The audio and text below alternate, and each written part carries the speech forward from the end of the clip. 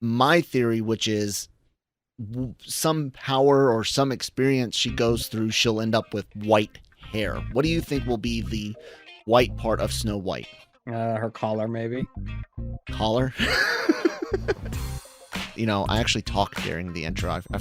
I've completely forgotten how to do this show. Hello, everybody. Welcome back to the Daily Cup of Genre here on the Genreverse YouTube channel and Genreverse Podcast Network, wherever you get those podcasts from. I'm Kyle. That's Manny. Hit the subscribe button if it's something you haven't done already. And if you have, thank you very, very much. I don't think we've had the opportunity to plug our merch. Whoops, where'd it go? It disappeared. I don't think we've had the opportunity to plug our merch since we launched the Redbubble page for the Genreverse. Stuff from all of our podcasts, including the Daily COG, available on all sorts of items and clothing that you can do there at Redbubble. So check that out. Excuse me. Do have some stuff that we want to talk about, of course. Physical media making a return. Not quite, but still good news on that front. And something Manny and I have been, sitting there wondering, why are you guys just leaving money on the table for quite a while? Yeah, we'll probably discuss a little bit of box office stuff and some Blue Beetle stuff, because I've got some curiosities. But Manny, how have you been during the week? I already just months, like 6 weeks. How have you been since we last talked? After I just put all my life out there. It's really short and simple. Just busy at work, busy at home, and a lot of times the news world can really take a lot out of you and end up being a hermit crab during the weekend, where you just kind of peek your head out every now and then and recharge, for lack of a better. Well, no, that is the right word. But yeah, just also just trying to catch up on streaming shows and everything that I had missed. And yeah, that's really the brunt of it. Just doing the best I can with oh, look, we both have animals. Mine's not in my shot. Mine's just being annoying over here. Yesterday on our show we lost a cat. That was interesting. Like someone brought a cat and it got loose. Yeah, the animal shelter for the Clear the Shelter event happening this month. By the way, if you need a new pet, you can't have mine. Here's mine. But shelters all across the nation are having specials and different ways to save, so that you can also have your own annoying version of these guys. Yeah. Saris is at rescue as well. She was from our local SPCA through PetSmart. So yeah. So anyway, that's a shameless promo, just because I really wish that all kitties can find their forever homes like this annoying one did, even though this one is from a litter of kittens that my friend had. Anyway, go away now. So doing all that and producing, and we've had a lot more guests on our shows and stuff like that. Awesome. It takes a lot out of you. I hear you, man. Oh, you're back. I didn't see you jump on the table. Sorry. Because I have headphones, I didn't hear him jump back on the table. And next thing I know, he's like right at my face. Yeah, this one I'm wearing shorts, and I'm scared to death that she's gonna be like jump onto my, exposed part of my legs with those damn claws. Anyways, this is not pet TV, although we'd probably get more views if we were a pet centric. Well, funny thing is today, and then near the end of the month, I'll have an interview on the site with Cesar Milan. So we might be. we might get more views with the cats. Hey. Indeed, the physical media thing Manny and I wanted to talk about. Super. I don't want to. I'm not salty. I don't know what the word is. I mean, it's basically I told you so. You know what I'm saying? We've been talking about how streaming is not sustainable as we know it. We've been laughing sort of, not like laughing at the pain it's caused, but just kind of laughing at the, hey, we told you so, of all the different things that have happened from Bob Iger coming out and being like, yeah, look, streaming the way we thought, not gonna work. Looking at price increases, looking at ending password sharing, resulting in subscriber increases, happened for Netflix, and now Disney Plus is doing it. All sorts of things, and even mentioning, why would you give up physical media sales? It's not like being able to buy, I don't know, The Mandalorian, Loki, or WandaVision all come in a home video steelbook collections this year. Being able to buy that would not mean you're going to lose a subscriber. No one is holding on to their subscription solely for those Disney Plus original shows past seasons. They're either holding it because they got the year-long thing, or they're going month to month to watch new releases or what's coming up, or you get a lot of the people that get the subscription during the show that they're wanting to watch. The whole point of physical media is it gives you a whole new revenue stream of people that like to have physical backups. In case Disney pulls something from their service with no physical media as of now, like Willow, when Amazon pulls things, cartoons and stuff that people adore, and there was no physical media contract, and now that series is gone for forever. Like, that's what physical media does. It's not just about money. It's also a very, very consumer centric thing. And I'm happy to see it. I mentioned the shows, The Mandalorian seasons 1 and 2, Loki, and WandaVision. Loki and WandaVision hit in September, with Mandalorian hitting December. Verge does not have the dates, but there are dates out there. Anyways, Manny, what do you think about it, man? And Prey from Hulu's getting a 4K video release. Well, yeah, Loki's available on September 26th, WandaVision on November 28th, and like you said, The Mandalorian December 12th. Thanks. And so, yeah, it's just a matter of time, dude. Like, we talked about, really the audacity of Disney, and thinking that their product is their old product is really what's holding them, their streaming service afloat, when a lot of people are going to start canceling it regardless, because you have Ahsoka this month, but really, where's the value in keeping it? I've thought of it a few times to get rid of my Disney Plus as well, because we don't watch anything on there. There's really nothing. I really don't anymore either. If anything, right now, the only thing I really see, to that we really watch is the Nat Geo stuff, because we really do enjoy the nature programming. But tell me why I should really spend so much time on Marvel, and I haven't necessarily been too big on the Star Wars stuff, although I will say the first 2 episodes of Ahsoka really did feel like classic Star Wars. And see, everyone tells me it feels like Rebels, which it is is, not but classic Star Wars. It's Rebels. So. it's the Rebels storyline, but it looks like classic Star Wars. I hope it looks better than the first couple of trailers CG, but I don't have a lot of hope for that. But we'll see how it goes. Anyways, go ahead. I enjoyed it, the first 2 episodes, more than I did Obi-Wan, and but Boba I will Fett. Say that 100%. Yeah. And then so, but the problem with, and I said this when I plus in my reaction, the problem with Disney Plus series is not the way they start, it's the way they finish. They're very, very bad at sticking the landing. Andor did a really good job. That was kind of that was a good one.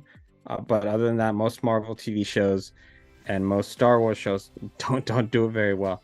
So it's just I don't understand what what took them so long. And well, actually, now I do. Now they don't have a lot of revenue coming in from other ways, and we know how much they're hurting for cash and things like that. And oh yeah, we never released these on digital media, and I mean physical media. And so now finally we're getting that. I think investors probably twisted their arms to do this. I don't think Disney themselves actually wanted to do this.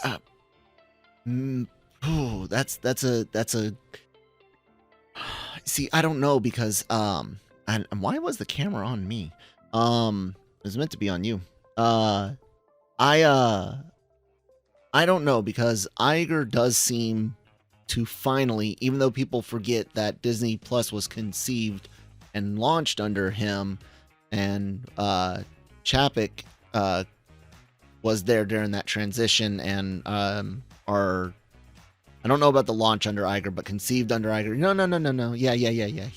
He was there for the launch as well. Anyways, point being is Iger's involved in the streaming fiasco, as well as Chapek, whatever.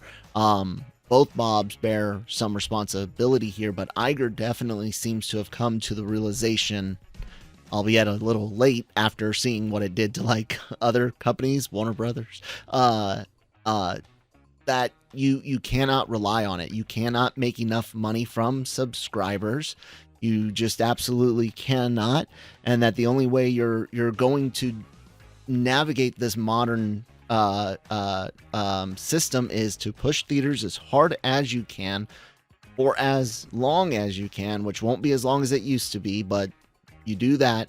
You bring back physical media for things, especially big things. I don't even know if you'll see every Disney Plus released on, like every Marvel and Star Wars released on Blu-ray. I bet you'll see Obi-Wan, and I bet you will see Andor, because I know I would buy the Andor one, and I think there's a big group of people, not me included, that would buy Obi-Wan. And I don't know if you will ever see, like, say, Hawkeye, but you might see Moon Knight. You know what I'm saying? I think they're going to be selective in these. They're going to be kind of like specials, and then maybe, depending on how all the big ones do, maybe they release, a little something. Because look, you have WandaVision in November, like you said.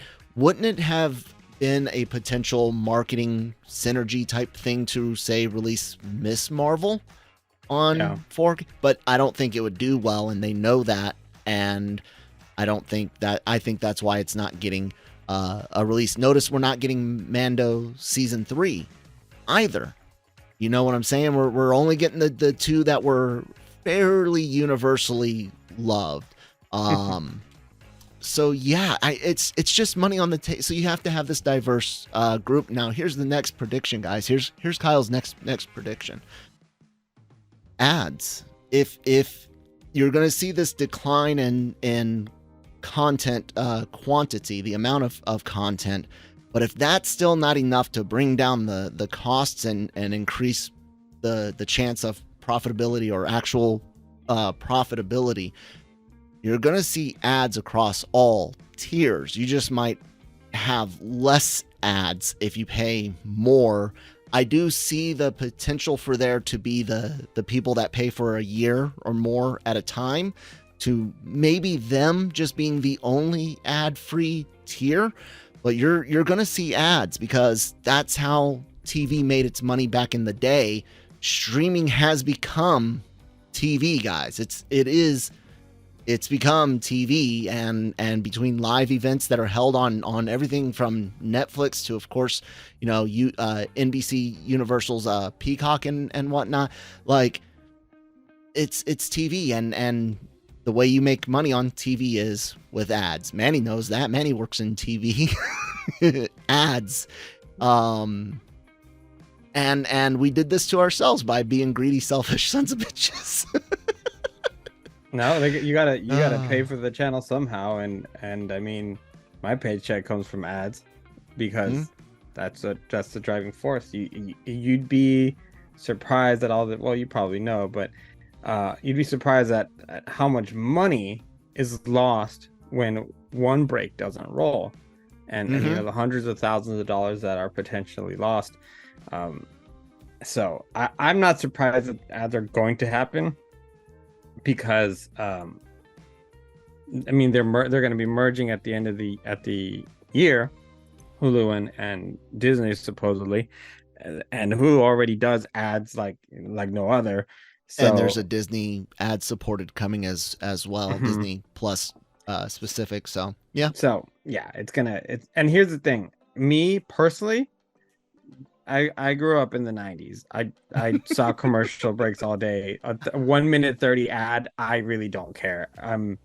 I'm half the time I'm not necessarily fully watching whatever I'm watching anyway. So I just don't like it when it's one ad that's more than 30 seconds. Like I don't mind if it's going to be, 90 seconds of ads, but at least give me 3 or 4 ads in that 90 seconds. That's kind of what I liked about Hulu, is that it gave you the option sometimes. It's like, hey, yo, listen, do you want to watch ads for like 2 minutes, or we're gonna do like 30 seconds ads every now and then? I was like, just give it to me now.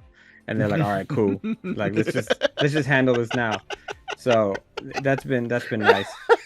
All right, look, I'm gonna give you $100, but first I gotta smack you and then take 10 back.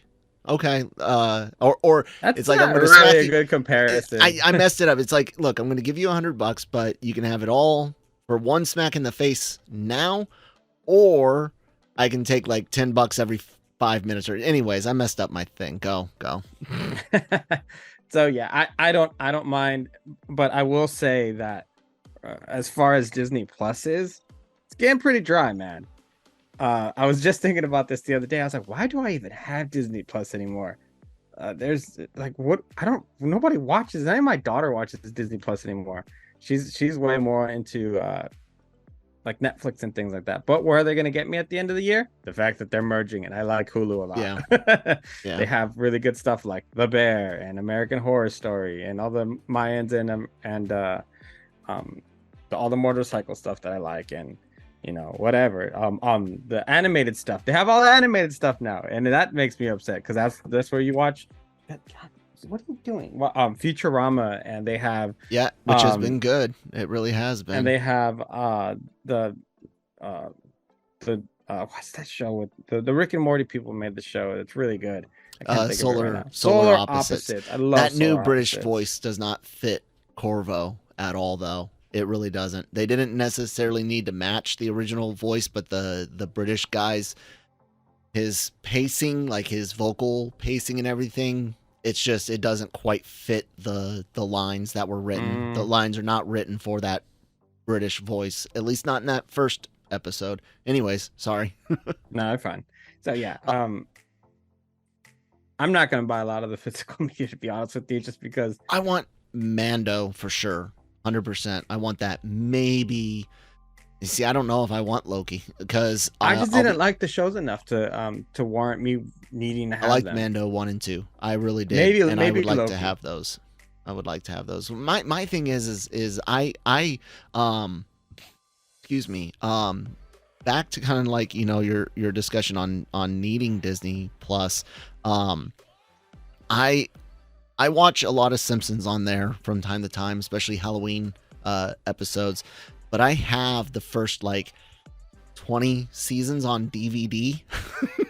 So if I want to watch that, plus I've ripped those, so I have a digital copy, legal digital copy of all of those. I can just stream it from my NAS, and then I own every MCU film that I want. Except for Guardians 3, which I do need to get. I did see it on Disney Plus and thought it was a great movie. And for me, as of right now, my MCU is the Infinity Saga, which ends at Far From Home, plus Guardians 3. That's it. I really don't know if I need anything else. That seems like a pretty good. You have your wrap up with the Avengers in Endgame, your wrap up with Peter and Far From Home, and your wrap up with the Guardians in 3. I could be done with Marvel. I didn't watch Secret Invasion. If Ahsoka doesn't hit me, I might be done with Star Wars after Andor. Not that I'll, oh, I swear off this, I'll never. No, not that type. Just I might not be. I'm kind of done following it. You know what I'm saying? Well, yeah, it's kind so. of, yeah, it's what's the word I'm looking for? It's exhausting, dude, to like consistently get like this junk and Mediocrity, yes. and like yes. And it still has a giant following and people swearing by it. And it's like, what was good about it? Like anyone who swears by Obi-Wan, like I don't understand. And just it's just, and then the worst part about it is that I'm currently reading I'm almost done with it. I took a long reading break just because of how much I was traveling and stuff. The Thrawn books from Star Wars, the originals. Yeah, the Heir to the Empire trilogy. And I'm trying to figure out, like, why didn't we just like start with this as our trilogy? I was like, what? In what world was this not good? If you were going to consistently use the Skywalker characters anyway, and so that was kind of upsetting. It's upsetting to read it because it's really good stuff. Thrawn's a great villain, and but he's not the same in the current canon. He's not. I read the first of the new Thrawn books when that came out, and there's similarities. You can tell there were the parts that they keep certain aspects of him, but you can also tell that this is not the same Thrawn. He didn't have the same experiences. He's not. Well, this one has Mickey Mouse ears, okay. And not, well, look, here's the thing. From what I've also seen in Rebels, he's a bit of a cartoony version. Well, I mean, that was a cartoon, but yeah. Well, no, but you know what I'm saying? Like, but you're saying that it's going to translate over to the live action. Yeah, it will. And especially given how cartoony freaking Mando season 3 was. Like, yeah, it was very. Anyways. Yeah, man, I don't disagree with you. But the thing is that has been the most successful part of Star Wars, and so that's why they're now consistently going back to the Filoni well, because that's the only thing that's really worked if you really think about it. Andor really worked, and so did, but I mean the movie was pretty good too, the standalone film. Rogue One. Other than that, nothing's really worked. Yeah, no, it really hasn't. You know what else isn't really working? Comic book movies in general. We usually talked box office numbers on Mondays, but here we are on Tuesday. Deal with it.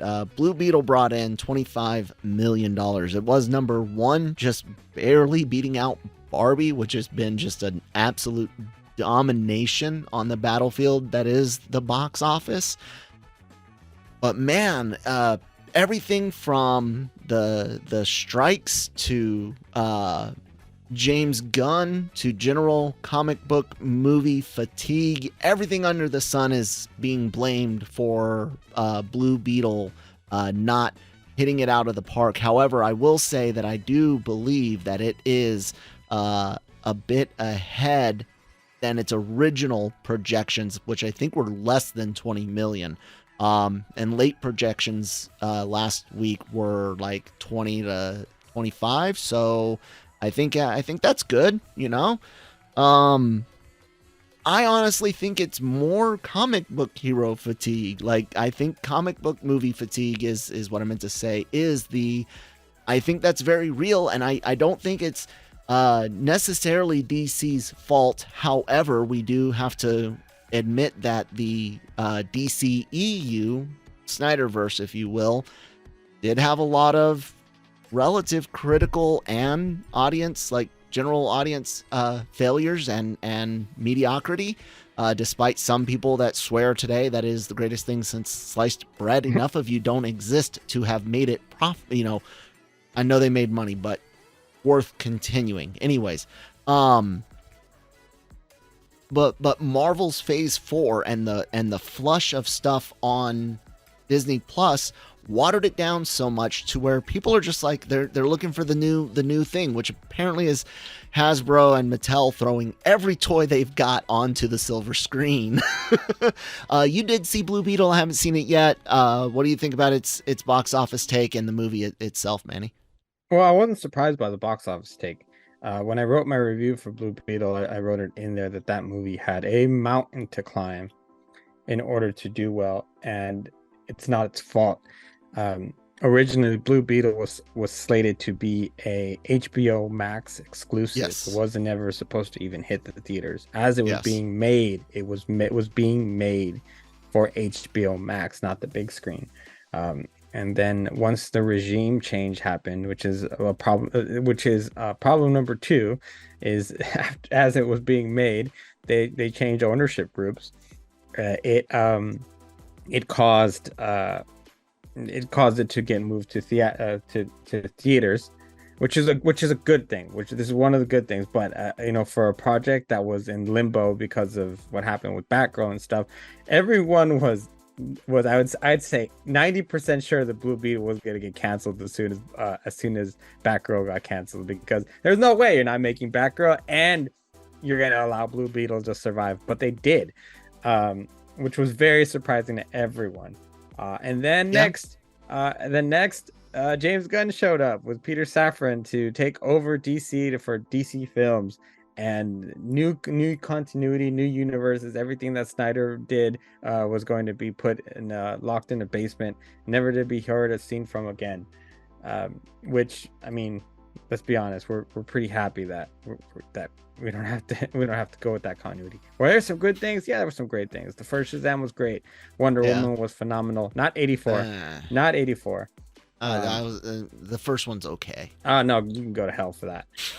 No, the first one was great. It's the first. It forced Marvel to make a stupid decision to release Captain Marvel before Black Widow, which is freaking stupid. Yeah. Disney. Anywho. So, but it survived still. It's still, Blue Beetle was still going to be released in August, and it was going to be part of that slate of last films, which is a bad thing, because now it was an afterthought. Now it was, all right, we're watching Shazam, The Flash, Aquaman, Blue Beetle for what? It doesn't even matter. Then I think a little too late, we found out it was going to matter, because Zolo Maridueñas, Blue Beetle, Jaime Reyes was going to be, in fact, part of DC Films.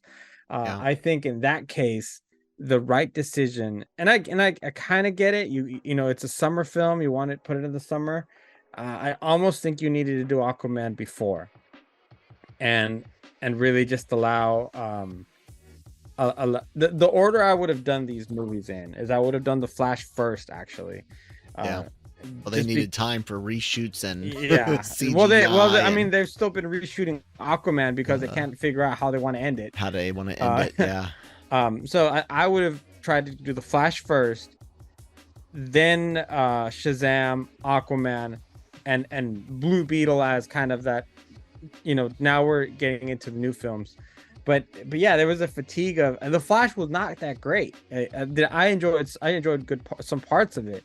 But man, it turned into a lame duck right in the middle. I haven't seen it yet. I just keep hearing it's gonna be on HBO Max very, very. Very soon. Yeah. I might watch it. And then if we're gonna keep going, writer strike, actor strike, they can't promote the movie. Yeah. That promotion matters some. That sure. really hurts. No interviews to keep it on algorithm feeds on YouTube and social media.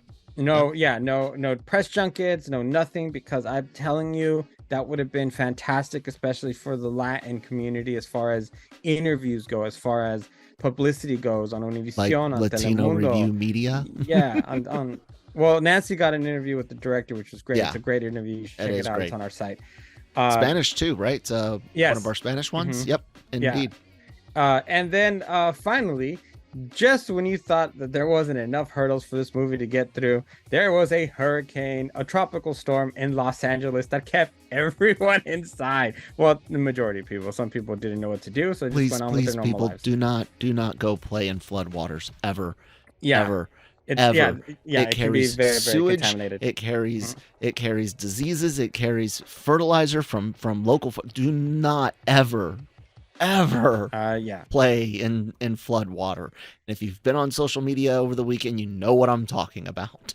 What we're left with is $25 million in theaters, or as it stands right now. Actually, I'm not sure how that relates to Monday, but 20. Oh no, it's for Sunday. Okay, $25 million domestically, 18 million world internationally. So I mean, we still got 43 million worldwide for really a character that only a lot of young people know about, especially because of the Young Justice series and things like that. Mhm. But the word of mouth is really good, and I will say that it Got a is, 92 on from audience on Rotten Tomatoes, so yeah. it's not bad. And what's the thing that it has going for it is that it may not have a big drop this weekend as far as a percentage goes, because of the fact that Sunday is cinema day. Yeah. $4 movies, all formats, so it will give people a chance to catch up. Although there will also be like 100 other films out to watch. But you know, but the word of mouth on this film is really, really good, and the more people that see it, the more people I see that are responding very positively to it. But I mean, there's just so much against it as far as negativity and things going wrong. But it's a really, really good film. The great thing about Blue Beetle is that it's not worried about a multiverse. Mhm. It's not worried about a big villain. It's really Jaime Reyes and his family, and it's a very, very relatable film for everyone. But it's told through the lens of a Latino family, with their mannerisms, with their culture, with their um, uh, just way of living. And for me, who is Latino, it was such a breath of fresh air to see all of the things that make us on the big screen without necessarily watering it down. Sometimes sometimes they hyper focus it a bit, like you've seen in a trailer. So I'll have to tell you, giving the grandma a machine gun. Mhm. But if you really think about it, a lot of times your grandma would go to lengths like that to protect you. And there's some scenes in it where I got very emotional. It reminded me of my aunt very, very much, who was like a grandma to me, who passed away this year. And it was so on point. The music, the mannerisms, the way they treat each other. That Dean Richards, who does the reviews for our station from Chicago, he said it was like being invited to being a guest at somebody's house and feeling welcome. That's Blue Beetle. And then, so at the heart of it is the family. It's the characters, not the superhero element. Right. And the thing is, for what it is, it had a practical suit, and the way they mixed it with CGI, it looks so much better than the Flash. Yeah. Like it's and it's easy to say for me that unless Aquaman does something incredible, Blue Beetle is the best DC movie of the year. Yeah. And so far it's my favorite of the year, just because of just the personal touches that I feel for it, and just it's just got a good cast where everybody plays their roles correctly. And I cannot stress enough that this movie, more than anything, should be supported, because this is the kind of movies we need more of, with different characters. We need more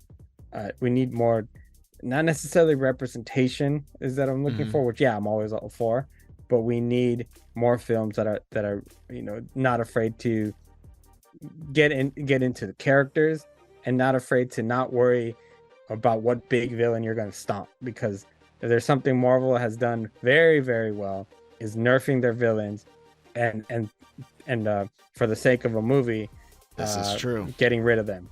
There's a couple that have survived, but overall they take a lot of their big names, and they basically get one-shotted for the sake of a film. This one doesn't care. This one's going to give you Carapax, and it's going to just give you corporate America, really, as its villain. And it doesn't matter, because that's not where your focus is. Well, like I said, I haven't seen it yet. Looks good. Want to see it. Just home life, family life, or whatever doesn't allow it. If the boy doesn't want to go see it, it's really hard for us to go see a movie. So, you guys can actually find Manny's written review for Blue Beetle on lrmonline.com, as well as check out our Breaking Geek Radio podcast here on the Genreverse, where they reviewed the movie, where Jonesy said it's kind of like if Venom were good.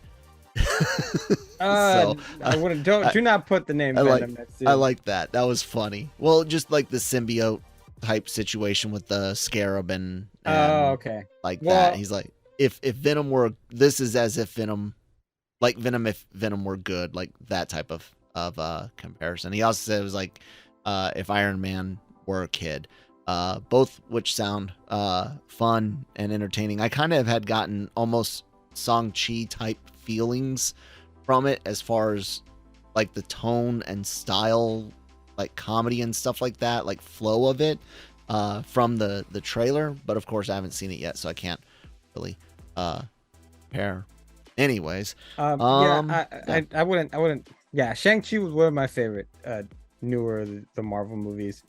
That one had a lot of friendship in it, and kind of it tied to the family very, very well. Plus, I just like all the styles of martial arts. I want to rewatch that one. It might be worth a rewatch as a martial arts film, not as a Marvel film. We watch it often because Emma really likes it. Oh, okay. And it's just fun. I personally really like Simu Liu. I liked him in Barbie also. So it's insane the amount of money that movie made. Dude, I'm all for it though. The thing I'm not for is them thinking that it's the Mattel brand made that movie. No. That's what's annoying. It's like you remember. Hey, stop it! What are you doing? Hold on. My cat has my Okay. No shit. It's not for you. I honestly think they might go in the complete wrong direction. I really do. Wait until Manny puts those back on. The fuzzy thing I have on my mic, on the top of mics. He had windscreen. Oh, okay. Oh my god, dude, get out of my bag. Oh, he's all up in my bag. Anyway, I was gonna say, I think they're gonna, not only are they taking it the wrong way with like you said, the idea that it's just the brand and the toys. I think they'll take it the wrong way, and every movie they make will be some sort of, cynical, over analyzed breakdown, whatever words you want to use to describe, like what they did with Barbie.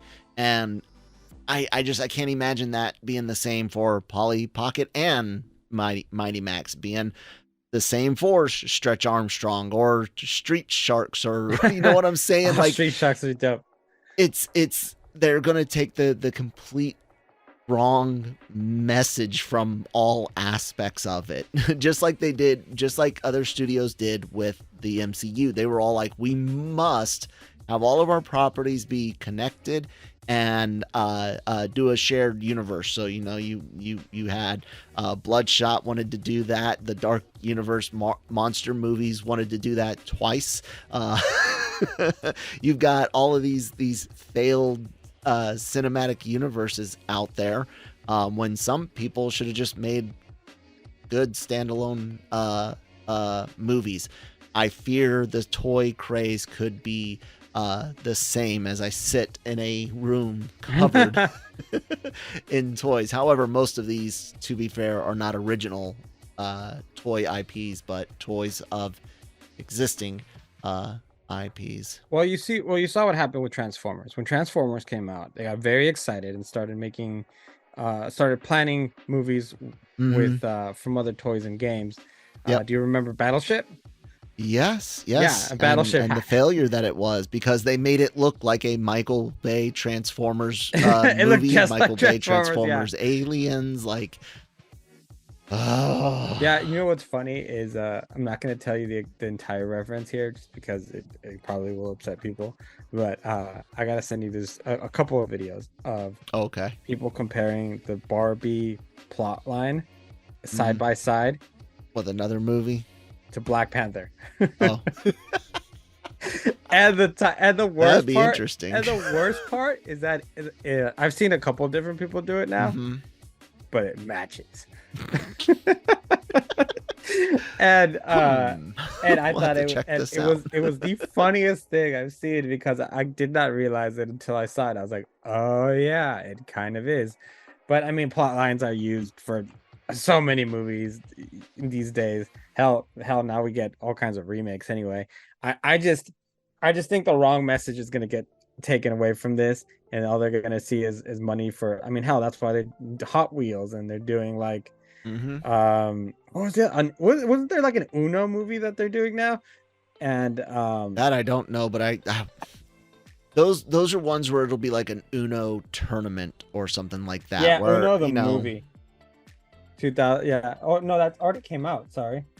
that must be Something a else. completely different thing. But if they did do an Uno movie, it would have to be, like I said, like an Uno tournament or something. Or I maybe the don't want to see creation it. of Uno. Like I don't know what else you do. Then again, there currently is an anime out there where dude is or chick, I don't even know what the character was in their previous world, but they're isekai'd as a vending machine. So I guess you could have a movie about anthropomorphic or humanized playing cards. God, I hope not. Oh, let the world end before that day comes. I mean, Battleship was pretty close. Oh So man, yeah, that you was rough. yeah, I'm very happy Bingo for the it. movie. It was so exciting to see both Barbie and Oppenheimer do very well and really Yeah. complement each other. And Warner Bros. Has to be kicking themselves in the head because that could have been both of their movies. And because if they hadn't pissed off Christopher Nolan, he'd still be with them. That's on Anywho, them. yeah, I know. So it's been, regardless of some of the flops and whatnot. Indy was a flop, obviously. The Flash. Mission Impossible. Well, Mission Impossible was placed at the wrong time. Mission Impossible should have never been placed anywhere near Oppenheimer, and it was. It looks like it will have lost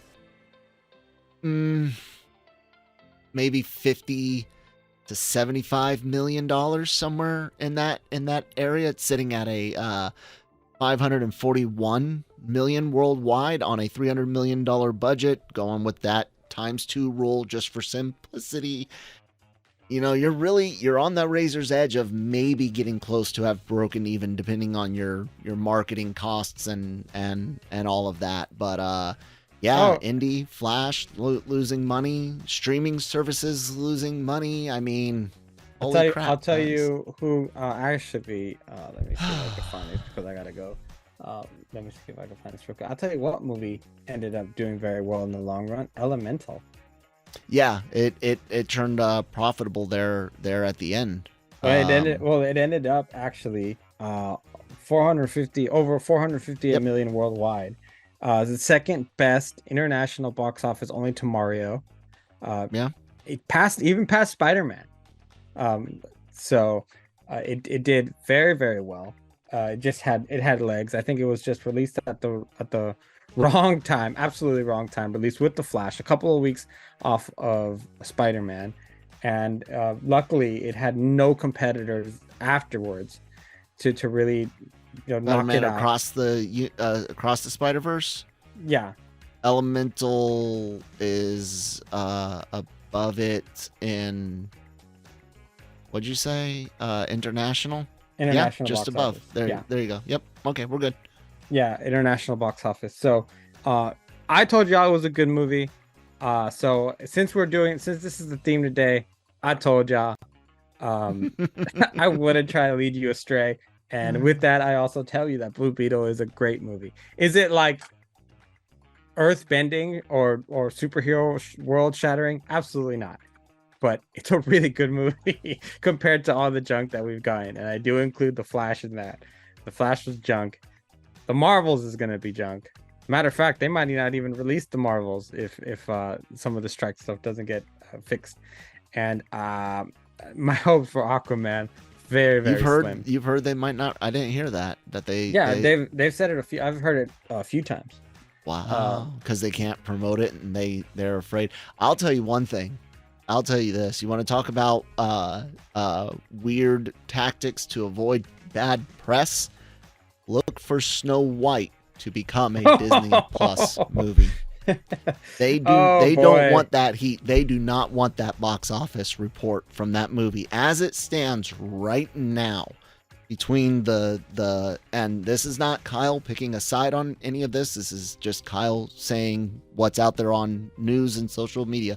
Between the whole thing dealing with the 7 dwarves and whether or not that, those should have been filled by people with dwarfism or not, to the stuff with the actress herself, whose name just left my mind. Renee Ziegler.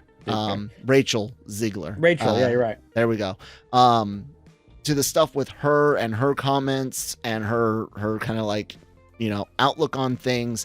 That is a hot button movie, and given the performance of many of the live action films, I think they got until March. I think you might see that as a as a Disney Plus movie. I don't. The way she buried the film. Ooh. There was nothing. It's rough. There was nothing redeeming about what she said. It was really rough.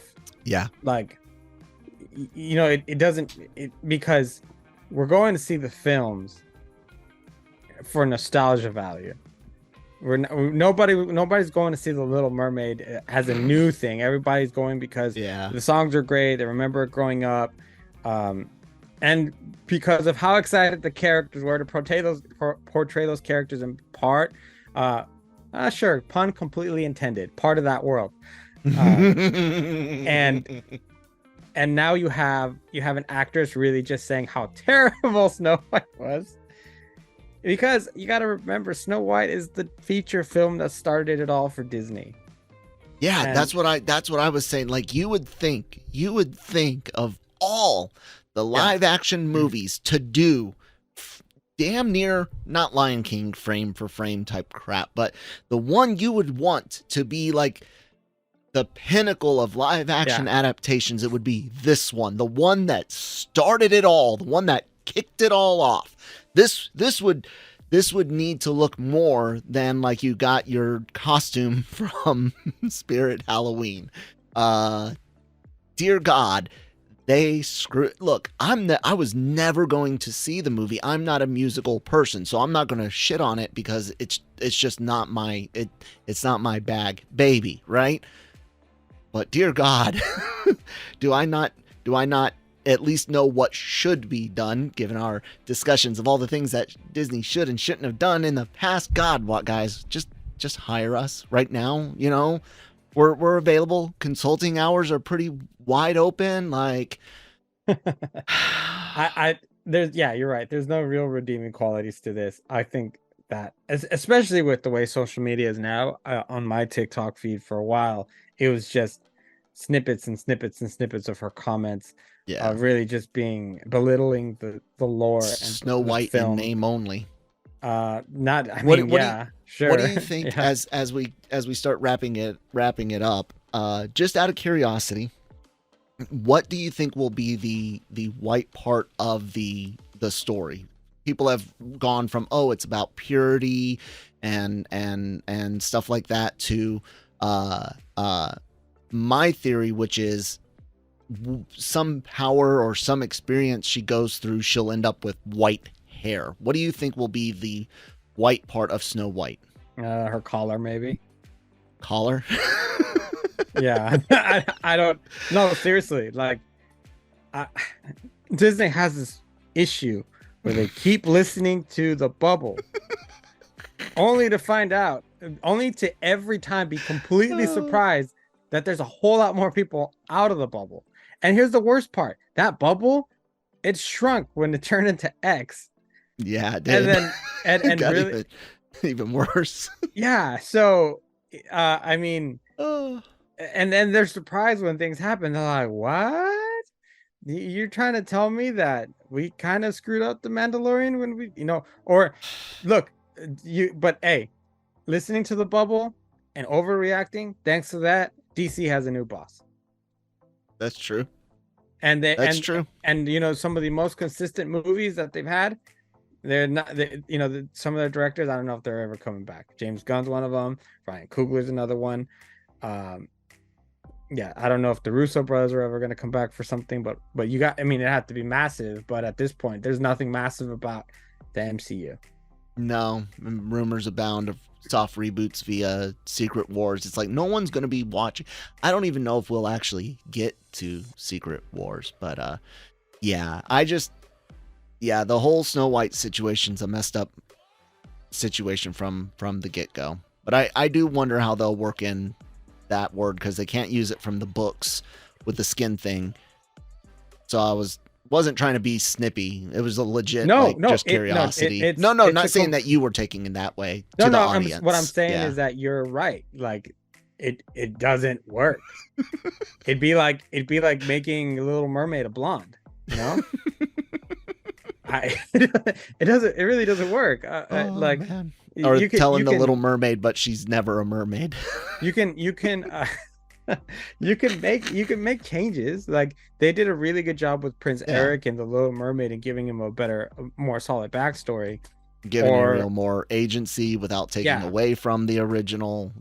Or kind of expanding on the lore of Beauty and the Beast without. But you know what they didn't do? They didn't make like the Beast like a metaphorical beast, where he's just a bad person. Because they were afraid of the whole interspecies erotica element, to quote Clerks 2, which is a great movie. Still haven't seen Clerks 3, I'm afraid. You know what? I haven't either. 2 was great and is a great way to end Clerks. Like, I don't need post-heart attack Kevin's Clerks 3. Not that post-heart attack Kevin is a bad thing. It's just you're very different after traumatic experiences, and sometimes your work changes, and that's okay for the creator, but as the audience, you might not always like that work after such a traumatic experience. So but best of luck to Kevin and his stuff. I do plan to watch it eventually. Well, guys, I hope you enjoyed the show. I thought it was actually going to be running short, and then we got into a really big discussion there at the end. That was a lot of fun. Classic daily cup of genre. So like Manny had said, there has been clear the shelter things going on, and I'm a big fan of pets, so definitely check out your local shelter instead of using breeders and things like that. Besides cats that are raised with a cat that knows, kittens that are raised with other cats that know how to use a box, come litter trained. So you don't have to do the work because you just got some kittens from someone on Craigslist or something like that. But check that out. Check out lrmonline.com for all your written news, reviews, celebrity interviews, and more. Podcasts go up wherever you get your podcasts from. For weeks, it's been just Breaking Geek Radio holding it down, but we will be having the Cantina for Ahsoka reviews on Wednesdays. Daily COG will be trying to do as many shows as we can, as like I said, I'm seeing a surgeon soon, so who knows. And of course, the rest of the content here on the Genreverse YouTube channel. Manny, anything else for the people out there today? Just doubling your sentiment. If you're looking for a pet, adoption centers this month is the perfect way to go, because they'll have their shots, and like you said, they'll be trained, and they'll also more or less tell you if that cat's a jerk or not. Because sometimes they're or the dog, because sometimes they're more solitary animals. Sometimes they like to be more around with people. But you know what? Everybody has their different types of. We have one cat that we rarely get to do anything with because she's very, very independent. And now Very Schmidt, much as you a can cat. see, he's all up in my business all the time, which I love also. So Yeah. that's And hey, take it from someone who had animal care workers in their family. My mom was a vet tech, and I grew up around animals. Trust me on this. Purebred dogs and cats, not the healthiest thing in the world. Mutts are going to last a lot longer for you and keep you happier longer into your lives without the genetic predisposition that a lot of purebreds come with for all sorts of things. All right, that's it. We'll talk to you guys next time. Bye.